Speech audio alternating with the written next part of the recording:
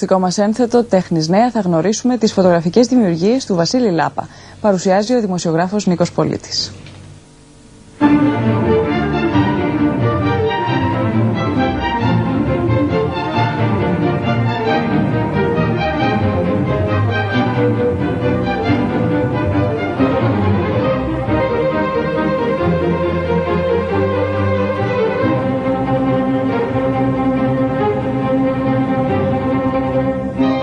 Ο φωτογράφος Βασίλης Λάπας γεννήθηκε το 1963 στα Ιωάννινα. Το έργο του «Βίκος, χρονικός της εποχές» παρουσιάζεται μέσα από ένα ηχόραμα βασισμένο σε φωτογραφίες από την περιοχή του Ζαγορείου.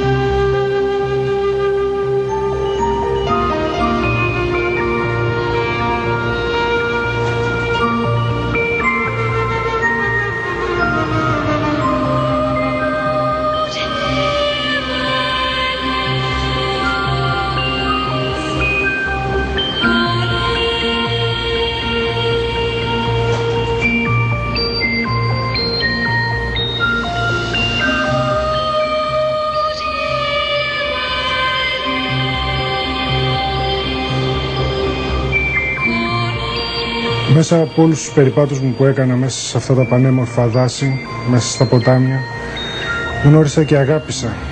Αφουγκράστηκα τις μυστικές κλίσεις της γης, ένιωσα τον πόνο των κατοίκων, ένιωσα το πόσο ανάγκη έχουν να μιλήσουν σε κάποιο δικό τους άνθρωπο, ένιωσα το πόσο δεμένοι είναι μεταξύ τους για να μπορέσουν να κρατήσουν ζωντανό αυτό τον εθνικό μας πλούτο. Δεν είναι μόνο η μαγεία του τοπίου. Μέσα από τις φωτογραφίες μου προσπάθησα να δώσω ένα μήνυμα στον κόσμο, να πλησιάσουν και να αγαπήσουν τα ζαχοροχώρια.